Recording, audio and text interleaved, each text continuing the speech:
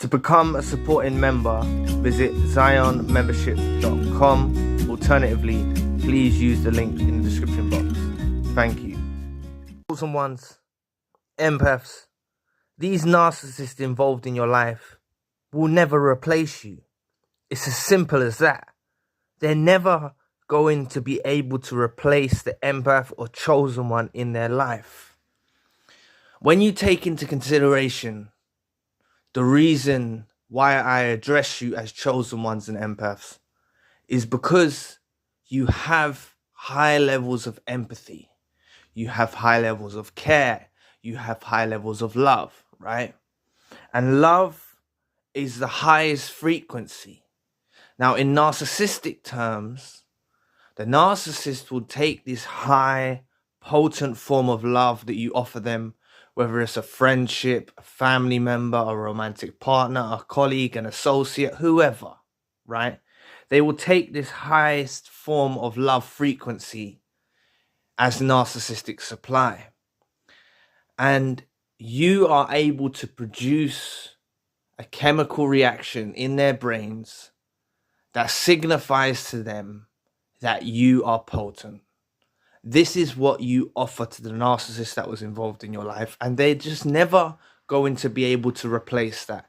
They're never going to be able to find someone to live up to the criteria and all the boxes you used to tick. They're never going to find this for as long as they live.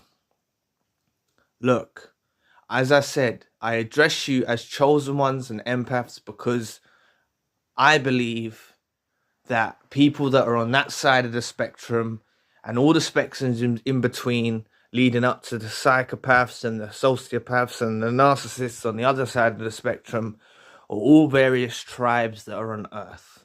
The world is full of tribes of people. Yes, we've been divided into nations and countries, etc., etc. But realistically speaking, before that was evident in the world, it was tribes. People were tribes on Earth. And the thing is, with the chosen one tribe, the empath tribe, we've been scattered amongst the masses, right? You've been scattered amongst the masses. And you may have been born into a toxic family unit. You may have been in a bad romantic relationship. You may have had a really bad friendship, for example. But whatever the case is with you in your life, this individual narcissist that was involved in your life is never going to find someone like you again. It's as simple as that. It's all divinely orchestrated. The whole empath and narcissist encountering one another on Earth, it's all divinely orchestrated because in this world, it's all about preparation for the next world. Whatever your belief system is, whatever you believe in, right? Death is not the end. The soul transcends and lives on, right? And there's good and bad in life. And without either or either, if there was only good and we didn't know bad, we wouldn't learn the experiences that come from bad. If there was only bad and we didn't know good, we wouldn't learn the experiences that come from good, right? This is just the way it goes. And the way that life plays out, you go through a myriad of experience through your existence. And it teaches you and trains you to become who you are. But the chosen one and the empath goes about life loving, purely, transparent, true, honest, genuine, kind, encountering other souls on Earth and shining their light on them. That's what the chosen one and the empath does. And yes, the chosen one and the empath, they get taken for granted. They get abused, they get used, they get manipulated. Yes, for a time, for a season, that will happen. For a season, that will happen. But you learn your lesson and you advance and you start to see and have discernment to be able to recognize these qualities in individuals that you know are not worthy to be in your life. That's what happens, right? But the narcissist that was involved in your life had you during a particular season when you was unawakened, when you was uneducated, and you offered the purest, most potent love during that season. It's not that you won't be able to offer a pure, potent love again. It's just you're going to be more selective and you're going to apply the appropriate measures so you don't dish out the love to people that are non-reciprocal and don't have reciprocity. You're not going to offer that love and kindness and care and consideration to individuals that don't deserve it. It just so happens that the narcissist that was involved in your life caught you in a particular season of your life, divinely orchestrated, and you come together through a friendship, through a family member, through a romantic partner, through colleague, through work friend, whatever it is, right?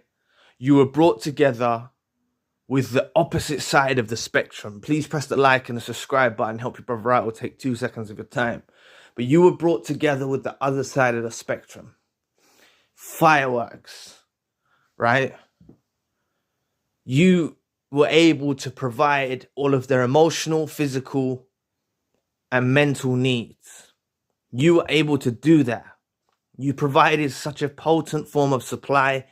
They never gave you your props. They never told you what you was. They never made you aware of what you was. They knew you were special, right? But they never valued you. They didn't value you. They took it all for granted because that's the selfish nature of the narcissist that was involved in your life. And narcissists all around the globe are very selfish creatures, right? But they lost you, or you're planning on leaving, right? You're going to get out. You're planning your escape. Hopefully you are, or you're already out. This leaves the narcissist in the lurch. Even if you're discarded by the narcissist, it still leaves the narcissist in the lurch because the chosen one and the empath has the final discard. When the chosen one and the empath finally awakens to the point and says, I'm not going to tolerate this. I don't deserve this. And I will never let you back in my life. That's when the final discard actually happens, and it's always done by the chosen one or the empath. Remember, the narcissist is never ever truly done with you. They could have hurled loads of abuse at you. They could have called you all the names under the sun. They could have devalued you to the worst extent. But still, they want a connection with you.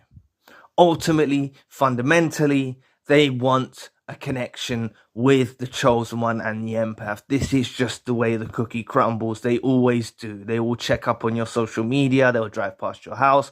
I've heard countless stories from individuals. You know, the narcissist is driving past where they work. Things like this. They're weirdos. They're dusty weirdos, right? This is what they do. They keep tabs on you, right? But they go on with their lives. You go on with your lives and grow and ascend and evolve and become better. They go on with their lives and look and try and court and tame new suppliers to be involved in their romantic relationships, to be involved in their friendships, to be involved in their families or build families together, or colleagues at work. They go off and try and find other sources of supply. But you was that potent source of supply that supplied everything they desired. You was that potent form of supply that they cannot replace. They never will be able to replace you.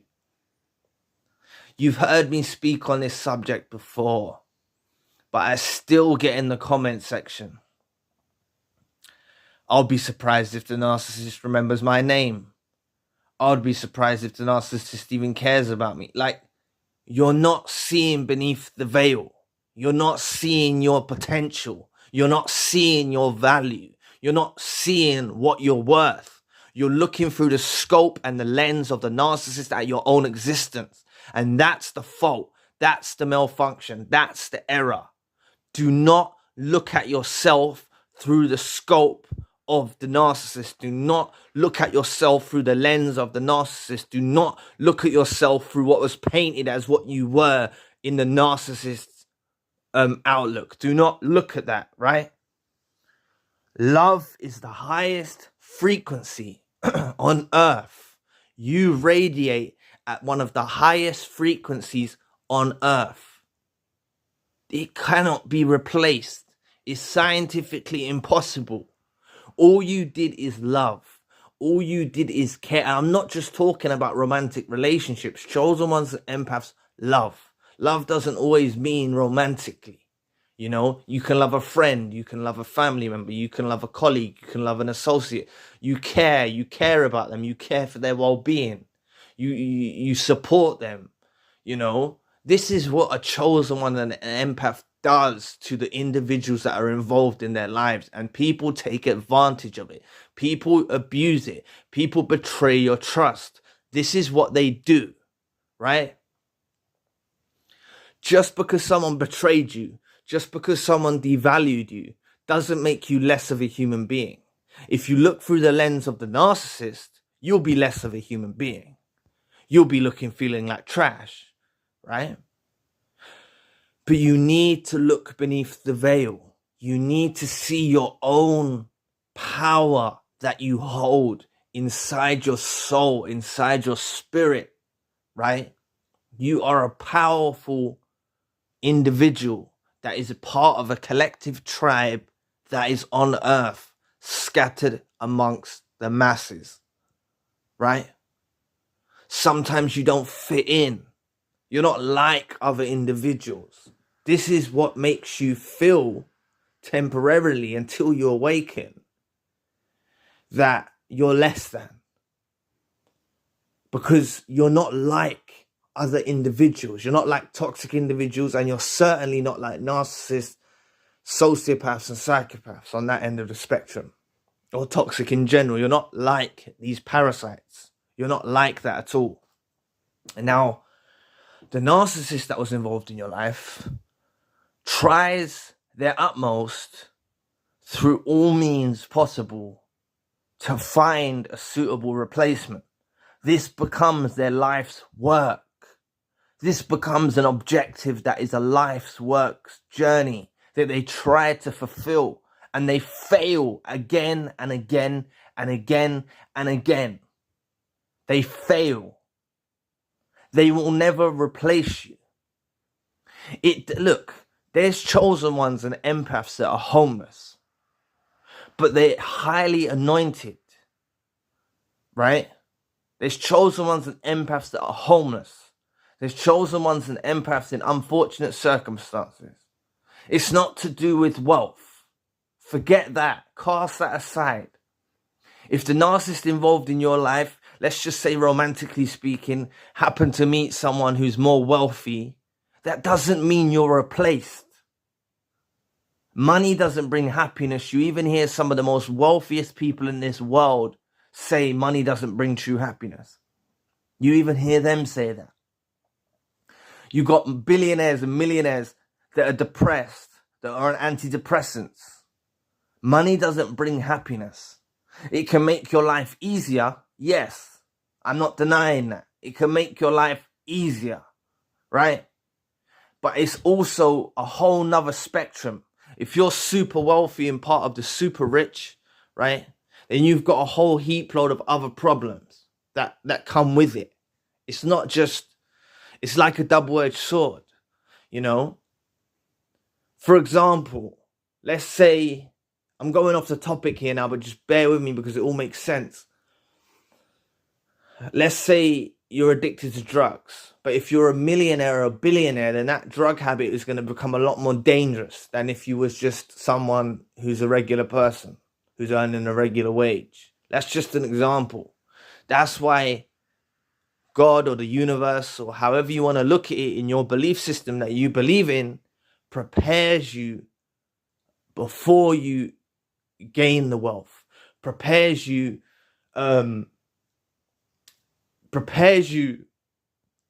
properly, all the appropriate measures are put in place for your life. Like,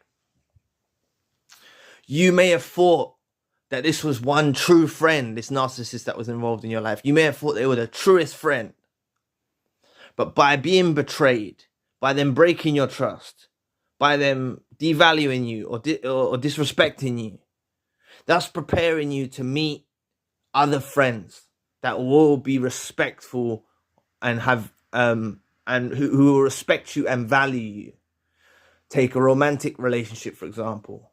You might have been betrayed. Someone hurt your feelings, devalued you, maybe cheated on you. That's preparing you for when you do meet your divine match, right? That's when you meet your significant other. You will meet your significant other. That person was a counterfeit, right? In any relationship, not just romantic, whoever this narcissist that was involved in your life is, say a family member, right? A parent, whoever. That's preparing you to go on with your own life. And when you have your own family and children, etc., you raise them in the proper way and you don't get treated the same way that your parents treated you. It's all preparation. This is why it was divinely orchestrated for you to come together with this individual. There was gains for you to obtain from encountering this parasite. As hard as it is to hear, there's a myriad of gains that are enabled within the life of the chosen one and the empath by encountering such toxicity and such evil from the narcissist. You are able to awaken. You hit the awakening point. You awaken. You finally realize that other individuals don't see the way you do. You finally realize that other individuals don't have the heart that you have. So you become more discerning. You become more selective about who you show your heart to, who you show your love to. And by that being in accordance, you therefore start to align with other people that are on your frequency, the highest form of frequency, which is love. And therefore, the only people that you will allow into your life are other individuals that have that high form frequency of love and care and honesty and transparency, beautiful qualities and traits. They're your soul tribe. You go and find your soul tribe, and you align with your soul tribe, and you disregard all of the fake snakes, counterfeits, all of them. You know, life crops up so many counterfeits that puts it in your path. Romantically, friendships, whoever, family members, you encounter so many counterfeits along your journey, right? To teach you to stay away from them, to teach you to align with your tribe. Your tribe member that you meet in a romantic relationship or a friendship or whatnot isn't going to be exactly like you. But they may have possibly been through certain experiences in life like you. They're not going to see, they may have been raised differently to you. And then they're not going to be exactly the same as you. So there's still effort that you've both got to put in. A cooperative effort that you've both got to put in to build the relationship, right? But that's why you're on your journey now. You're building foundations for your life now. You've encountered the narcissist. You've started to heal. You're going on your journey. You're building the foundations and preparations through the aid of God or the universe or however you want to look at it for your future life. This is what it's about, and it's never too late. Like that subscriber said, their father met his soulmate in his 70s, right? He was with a narcissist for 20 or 30 years. He met his soulmate in his 70s. Now they travel around the world together, right? It's never too late. And 70 is not just the cutoff point. I'm just using that as an example. It's never too late. You could have been involved in a narcissistic relationship for a long time, decades. But once you awaken, you never look back, and you can never look back. Make sure you don't fall back to sleep. There's so many counterfeits that will try to put you back to sleep, right? These people are evil. These people are seriously deranged. decrepit souls, really, really twisted souls.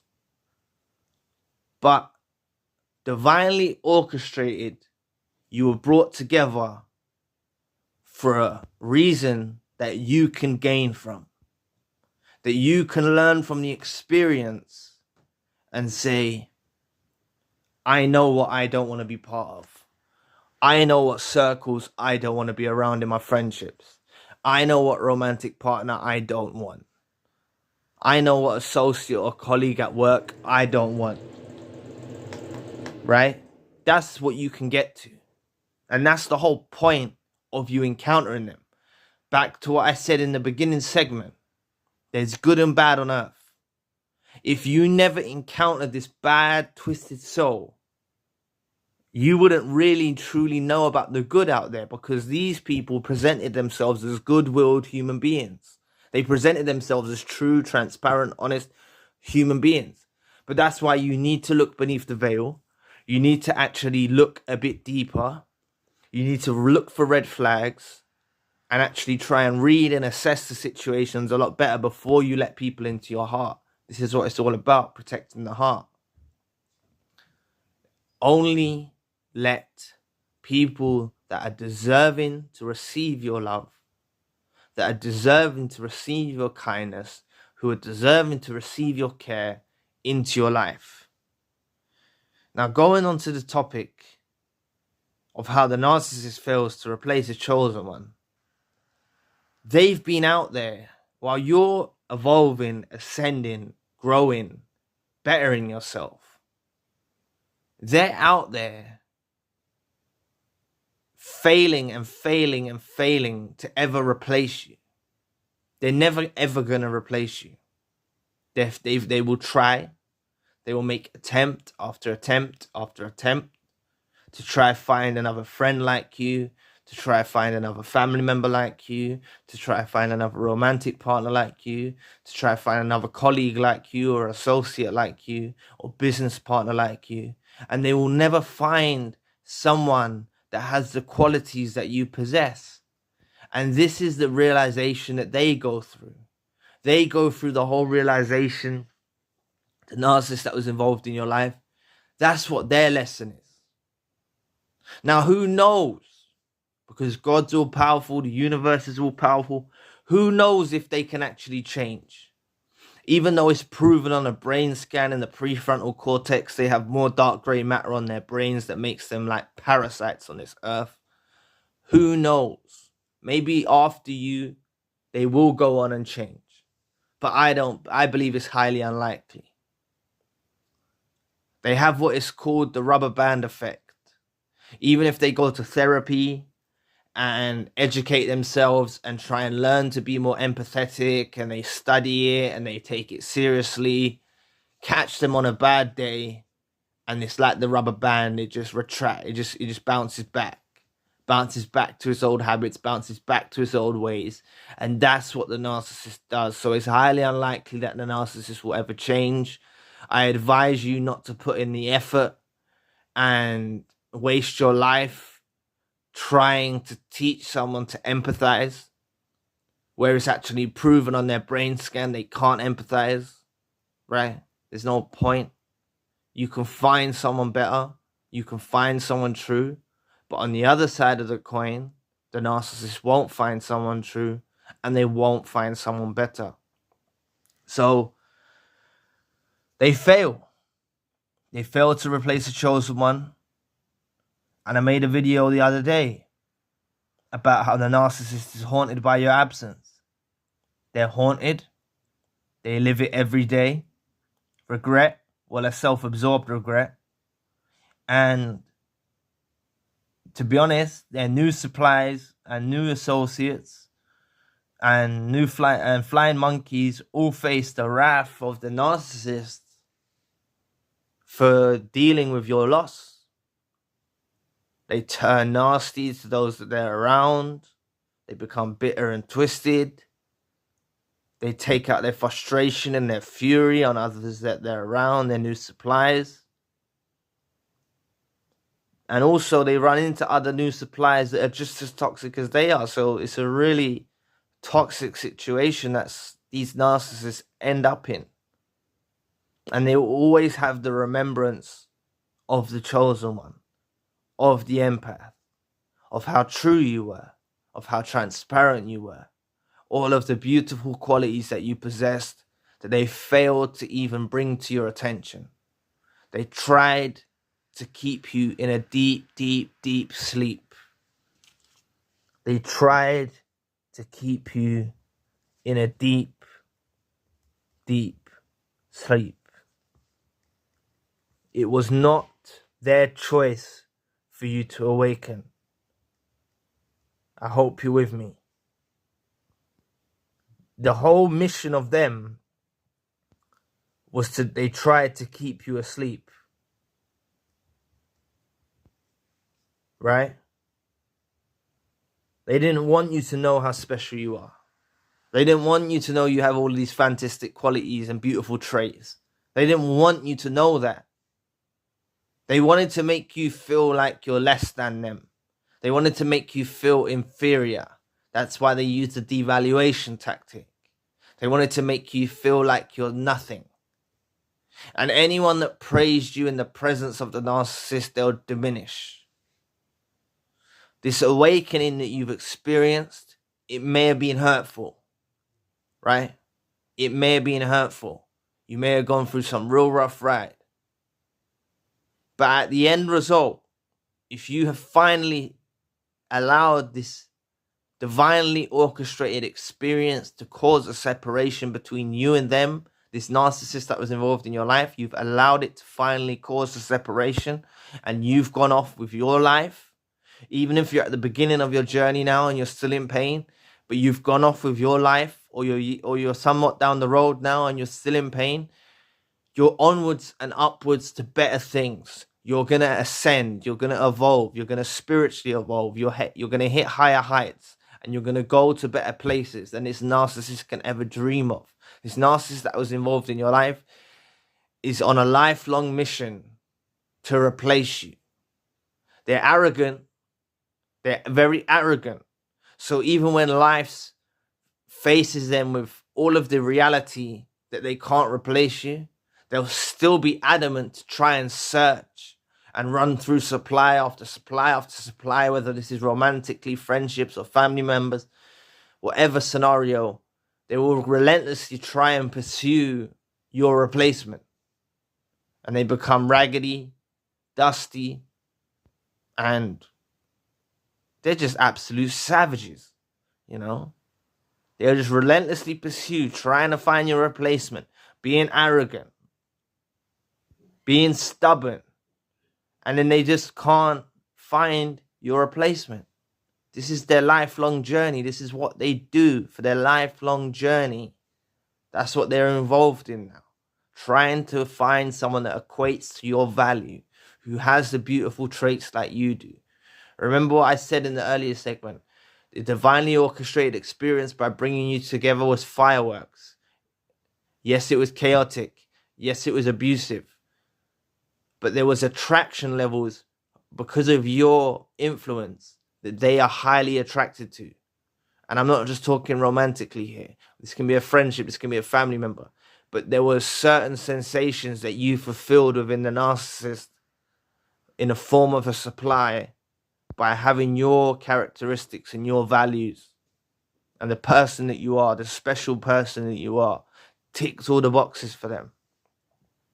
If they had a tad bit of empathy, if they had a tad bit of care, consideration, or love, they would have actually appreciated you and valued you. Just a small amount, just a tiny amount. If they had that, you would have actually known what you're worth. But some of you are in such a deep sleep that you look through the lens of the narcissist at your own existence and don't know your value. And that's why comments crop up in the comment section like, I don't believe the narcissist even remembers my name. That's one I can remember off the top of my head. That's why comments come like that in the comment section, because you're not looking beneath the veil. You're not looking at your own existence through your own self.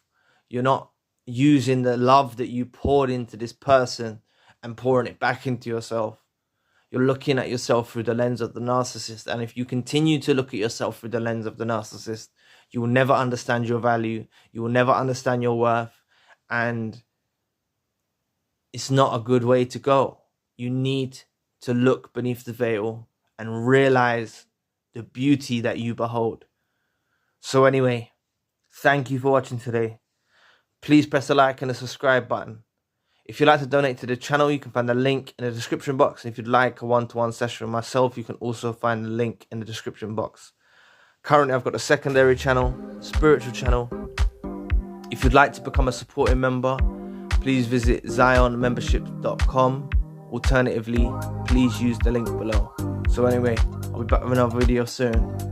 Peace.